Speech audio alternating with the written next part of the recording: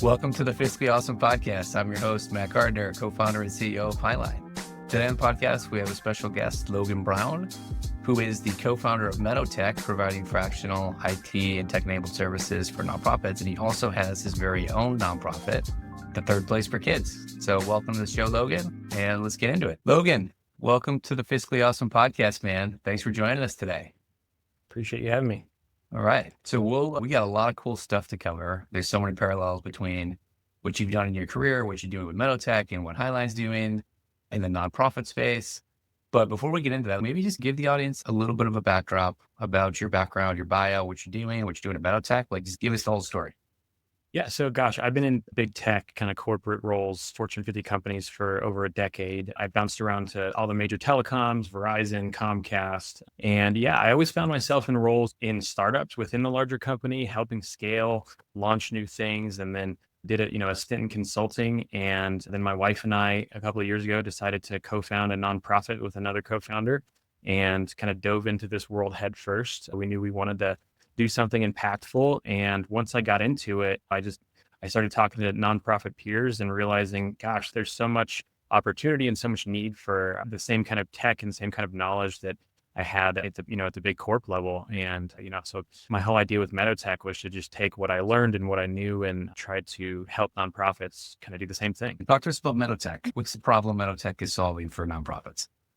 Yeah, so MeadowTech does IT and security for nonprofits and social enterprises. So the big idea is to help these companies that are making the world a better place, really just maximize their technology, protect their data.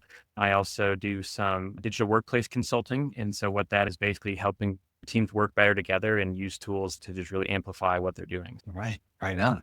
Very complementary to what Hiline's doing in financial operations. So can you talk about your nonprofit? What was the draw? Does it have a personal connection to you? Was it yeah? You mind getting into that? Is it too personal? Yeah. Or can we for sure. Yeah, it's a great story. And my wife tells it really well. She's the CEO of the company. But we got together. We saw this need. We have two daughters, one who's neurodivergent. And, we wanted to build our village here where we live, and especially after COVID. And we found this little spot where we lived that really just let us connect with people. And it called the Sensory Spot. And it was a small town play space for kids, and we started meeting other people, and it really just felt like a comfortable place for families to go who have kids who might get overstimulated at your typical Chuck E. Cheese and other kids' places. And they shut down, unfortunately. And then we got together and said, this is a need. Let's make this bigger. And we put together our nonprofit, and it took off. It took on a mind of its own. And we basically built a community center for neurodivergent and disabled kids. So it's just a place for families who have, kids with different needs to connect and support each other and build their own village. And so we just wanted to bring that to the world. And yeah, it's been amazing. That's so cool. I think it's like almost every kid in the world right now.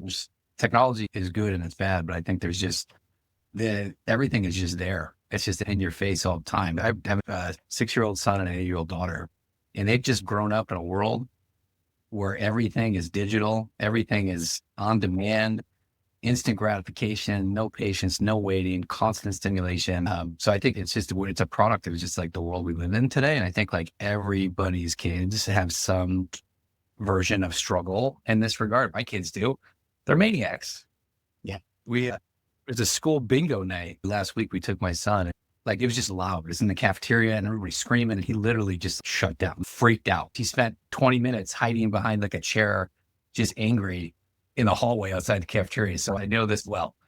Yeah, exactly. That's why we named it the Third Place. Is everybody has work or home and school. They have their first two places, but everybody's so glued to screens now. It's to your point where we need places to connect with people in real life and that aren't overstimulating and aren't screens and digital. And yeah, that was the idea. We just have a place people can drop in and just organically, build their village and meet people. And it's low stimulating. That's the whole idea behind sensory friendly, is that it's just a calm place it almost feels like just going to someone else's house kind of thing. Yeah. I love that. That's such a cool cause. We've both been building businesses for a long time. Like, I remember the days when it was like, you had a cell phone, it was like a BlackBerry. So like checking your email on your BlackBerry wasn't super easy. Yeah. And you had an office phone. And once you left work, you probably weren't getting your emails and you probably weren't getting phone calls. And it was just easy to disconnect from life. And now you can move faster because everything's connected to you. But it's wild how like different it is.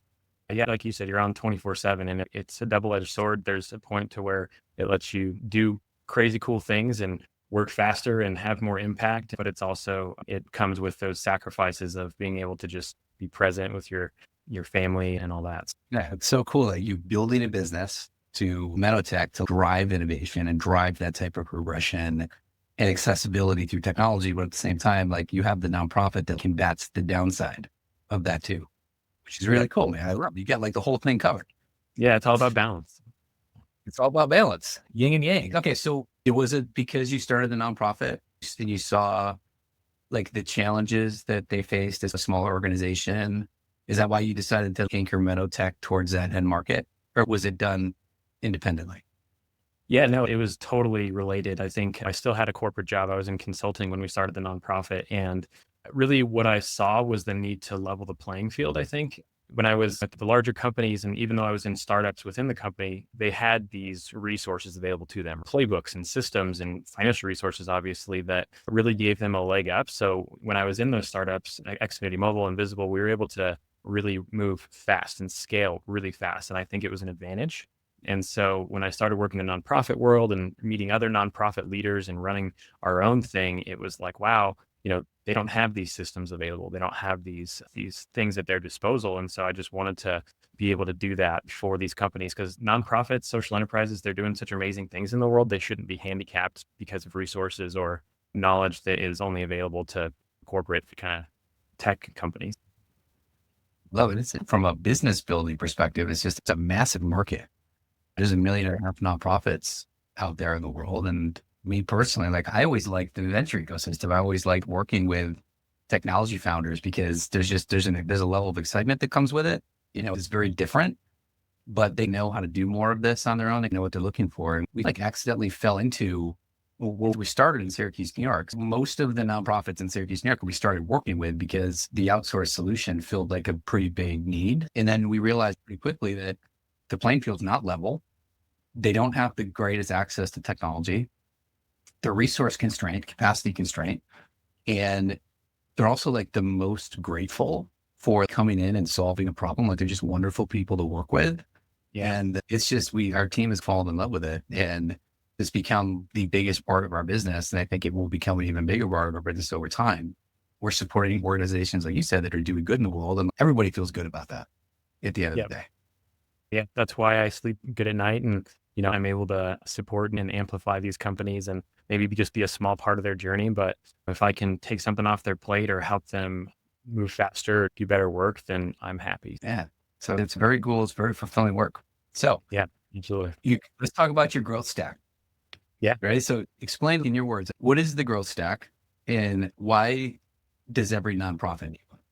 Yeah, good question. I think as far as the growth stack goes, one thing I noticed, especially coming in and building a nonprofit, was that there's a huge weight on decisions. And those decisions are every dollar you spend and every minute you spend on back office type stuff is money or time spent that can't be shifted to what your mission is, what you should be focusing on and the impact you're having. And with a growth stack, it's an ecosystem, right, of systems that work together. And so my definition for it is it does two things. It helps you, your tools that work seamlessly together, and it sets you up for scale. And you can have tools, you can have systems that kind of live by themselves, but a growth stack is really an ecosystem of things that work together and help you move faster and do better things. Yeah, we think about this on like the financial side. And the one thing that we do is that we have a finance stack. So typically when we go into a nonprofit, like most of them are using QuickBooks, a lot of them are still using like desktop, like local server hosted instance that will convert over. But we always bring in bill.com. We like basically build them a system for accounts payable. We build them a system around retaining receipts. We build them a system around tracking by program and by fund. We build systems to help them voucher for grants. We build systems to help them manage a third-party audit, get better board reporting. So the stack it works. And it really, I don't think about it about scale. It's more capacity, like building capacity for the organization to spend more time like fulfilling the mission. Most of the nonprofits, I don't know we can talk about what size nonprofits you typically like to work with, but usually we're like a $500,000 operating budget to a $5 million annual operating budget. We'll go higher too. We can go up to 10, but typically in there, like there's no solution. They don't have the executive directors like doing the best they can. They're wasting tons of time trying to keep it going. So like we just bring this thing, we drop it in place and we know that it works. And it gives them time to think strategically and start to think about like the programs they're running and thinking about like their funding strategy and thinking about board engagement, thinking about getting the most out of their time. And it is also scale because not all of them want to get necessarily bigger, but it's about sustainability. You need headspace to think strategically to be sustainable. And I can imagine like you're doing the same exact thing on the IT infrastructure side and the digital transformation side. And yeah, it's really cool, man. It's a fractional solution for organizations of that size is the absolute right way to do it. It's too expensive to try to bring it in-house. It's really hard to bring in people who have the experience at the price point that you'd have to pay them to do this in-house. It's nearly impossible. Yeah, I agree. Yeah. And the way that there's so many apps and tools and solutions out there now, especially with AI, there's new stuff popping up every day. But I think to your point, when you have organizations that are 500,000 to 5 million, and they usually have point solutions to solve a specific problem. And you have these big solutions out there that are made for enterprise and made for larger companies, and they all talk to each other because that's what they were designed to do. But then you have these smaller tools that they solve a problem really well, but they might not talk to everything else. And so I think, I've spent countless hours, especially putting together a nonprofit of, wow, this fundraising tool is really cool, but it doesn't talk to my finance stack. It doesn't talk to this. And so I think, that's where the growth stack comes in, is it's not just about the software and the tools, but also the people, the partners that you have operating those tools and just making sure that everything flows together nicely. And I think you said this. So like point solution or tools, like there's lots of tools, but like where do you find the biggest gap where there's tools that maybe a couple talk to each other, but where do you think the biggest gap is? Where's the biggest value add if you can get these couple of things connected and talking to each other? Ooh, good question. The biggest gap. That's a hard one. I think as far as, at least in my experience and what I've run into with clients, reporting is still a really hard thing to do. And it's because even though there's integrations and there's ways to get data, a lot of people are still working out of spreadsheets, right? And it just takes so much time and so much energy to try to put together the reports that you need. And even though, your CRM or your fundraising tool might export to your accounting tool, there's more pieces of that. And I think having someone in your corner who can both help integrate and manage those tools, but also help you tell the story that you're trying to with that data is worth its weight in gold. So yeah, you touched on the one that I see all the time, and we haven't figured out how to solve for it yet, but it is a need. It's the CRM or the donor management database. Is typically, there's lots of tools out there. There's a lot of bad tools. There's a couple good tools, but I don't think there's a ton of great tools right now. Just like in the for-profit world, you have HubSpot, you have Salesforce, you have these tools that are really robust and tell you a lot about your customers. And in the nonprofit's case, it's your donors. And that information and data is gold. And I don't find that is really accessible right now. So when you talk about reporting, the financials they tell part of the story. But if I'm a board member, the data around what's going on with my donor sources is more valuable than the financials themselves. And right now there's not a great solution to, yes, here's the financial aspect of the company, but here's what actually drives the dollars. And here's what's going on here. And here's the behavior in the trends of our donors and our funders. And I don't know yet if it's a technology solution problem, if it's an adoption and a user training problem. I suspect it's probably both, but that is like a big need because just like the state of funding sources is so in flux right now. Like just the world is changing a lot for nonprofits and the generations are changing, right? So like the old days of big donor gifts and knocking on the bank at the door and people who are going to write you a $50,000 check because then they want to shake your hand at a golf club. Like that still exists, but I think that generation is also starting to age out of the business world a little bit. And there's a new generation like me, you got to make it easier to request money. So the right platforms that can take crypto, make it easy for me to find you. So it's a little bit more like marketing than traditional like fund development, which I think is what most do. And why that donor data is so important is there's a cost to acquiring a donor, just like there's a cost to acquiring a customer for a business. And I think you have to understand that because if you know what your budget is, what it takes to run the organization, you have to know how much it's going to cost you to go hit your revenue targets to fund those goals. And it comes down to understanding the cost and the investment you have to make to go do it and aligning with your board around it and actually seeking probably funding to enable you to do it, which I think you could find if you could tell the right story. But that to me, that is a huge need out there in the world. I completely agree. It's like in the for-profit world, everybody measures like cost of acquisition for marketing and stuff like that. It's almost the same thing in the nonprofit world. And I think the trap that even myself, people can get caught up in is looking at kind of these back office functions and these building blocks like marketing and finance and IT. These are all overhead. They're back office, just help the company run and keep the lights on. But to your point, it's becoming more and more a way to, you need to stitch all these together. You need finance to talk to marketing and you need IT to help set up those systems. And if all of those building blocks behind the scenes are running well, then it makes getting donors, telling your story that much easier. And so it's all just, yeah, it's all how it works together and sets you up for success. I don't know if I made this up. Like ChatGPT told me I didn't make it up, like this exists, but like the concept of a donor acquisition costs, like Yeah, for sure. if you showed up to, or you put that supported by data in a proposal for grant or funding, or you used it in your pitch to tell your story, like it just shows so much maturity in your organization. A lot of it's assumption based and it may not be perfect, but the thoughtfulness, I think, will help you really stand out. So I have a real interest in trying to figure out like, how do we solve for this is part of what Hiline can do moving forward. But I think that's a big unlock for a lot of organizations right now. I agree. Yeah, absolutely. And there's a lot of parallels between what you do and what we're trying to do. And I'm glad you agree because I have just things like a hypothesis that I've been forming for the last probably 12 months. And it's very top of mind. I think about it daily. Yeah, no, for sure. I think I saw on one of you guys' recent podcasts too, someone had mentioned that a nonprofit is still a business and they need to run like a business. And that's a cool narrative. And that's what we went into with building the third place. We consider ourselves both a nonprofit and a social enterprise, right? Like we wanted to make sure that first and foremost, we operated like a business, but we still put the nonprofit mission and vision first, but we didn't want to get stuck in the survival cycle. And so what are the levers that we can pull to just operate better? So we talk about the real cost of good enough. So make the financial case for doing this the right way. Because sometimes like dollars out the door feel like just dollars out the door and it's tough to justify, but there's inherently a cost in not doing it the right way. How do you think? Yeah, I think there's a few different things. When you think about it, I always try to ask myself as I'm making decisions, like the weight of decisions and bringing on things, is this going to give me time back? Is this going to increase our impact? And I think with something like IT, cybersecurity, finance is built into the nonprofit world. It's an expectation at the board level, at the governance level, grants, all of that kind of stuff. And I think with something like IT, it's becoming that way with the way the world's moving with AI and everything. Every nonprofit in Europe has a data protection officer as a requirement and cybersecurity people on every board. And I think they're realizing the impact of not having that can be so much more than financial. It can be reputational. And it's just a matter of protecting those things.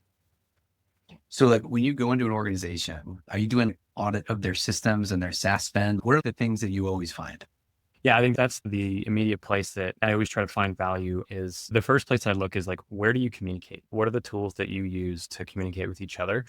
Because the most common problem I hear is, where do I find what information? You have Drive, you have all these apps, you have QuickBooks for financial information, you have your CRM, you have chat, you have all email reports, all these things. And so people get, especially as you grow and as you're trying to constantly putting together this information, it's like, where do I go for what?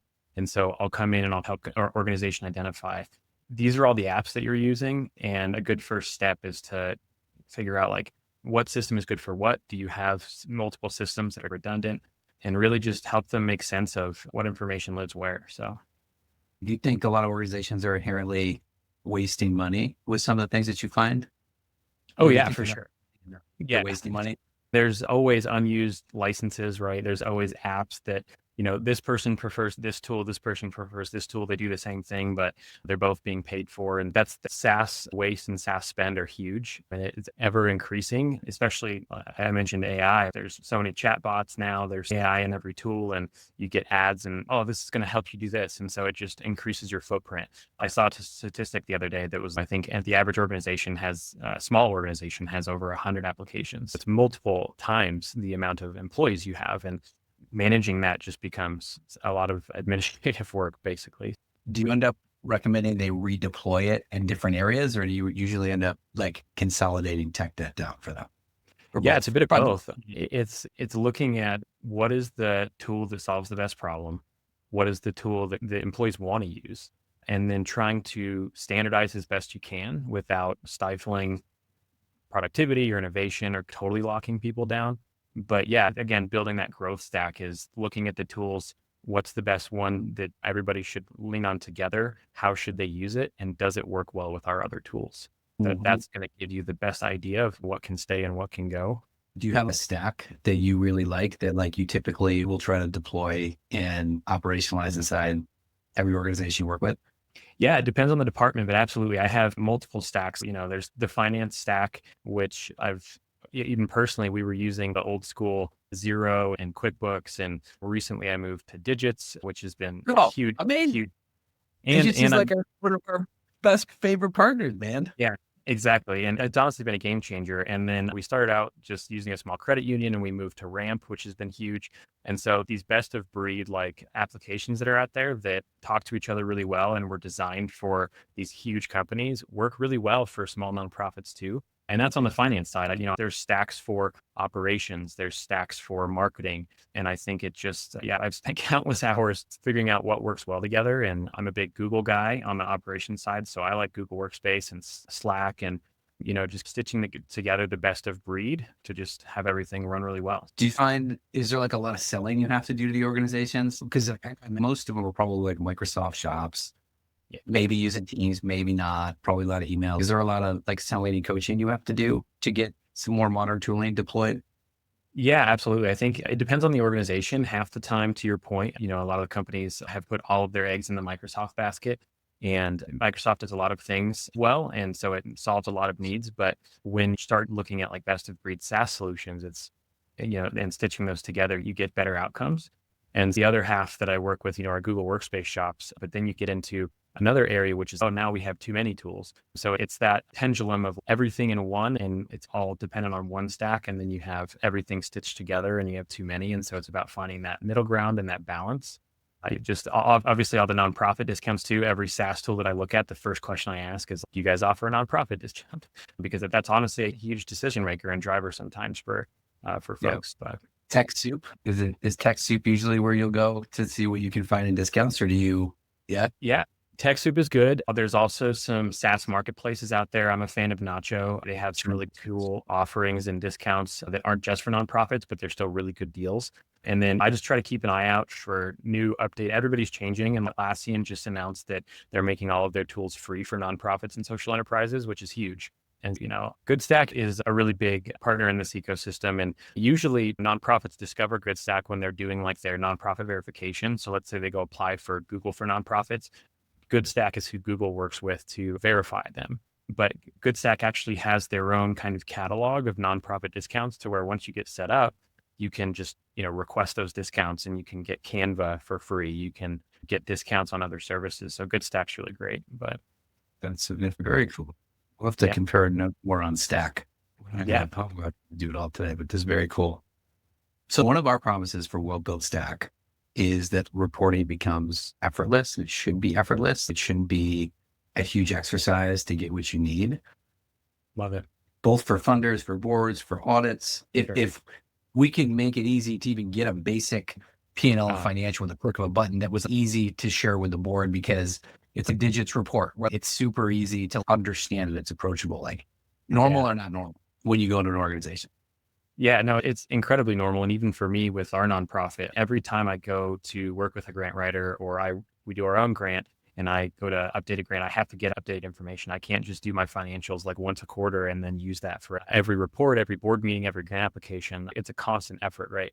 And so I think having those reports readily available, gosh, would save me and so many other people so much time. Because I think you have it all done. You check the box and then, a couple of weeks go by and so much changes. And now you have to go back and update it all over again. I think most of the world, unless you work in a nonprofit or you've worked with lots of them as a board member, I think they don't appreciate the complexity of the organization and the governance. There's this parallel between SaaS founder and a nonprofit.